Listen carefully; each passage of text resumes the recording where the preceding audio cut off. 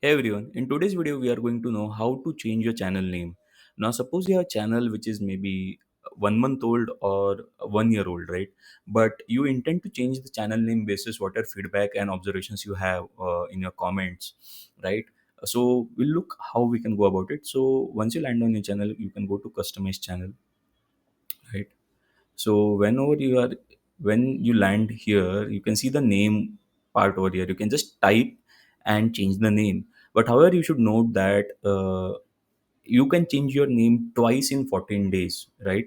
Not more than that. And these changes will only reflect on YouTube and not on any other Google services, right? So this is not synced. So whatever name you change, it will reflect on YouTube.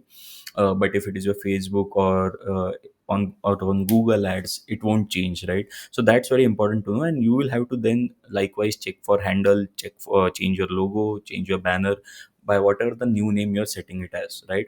So if I just mention YouTube Saave, right, and click on publish, the name will change, right?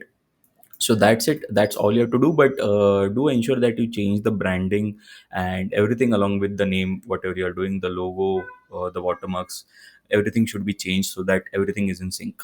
I hope this helps to those who are looking at changing the channel name.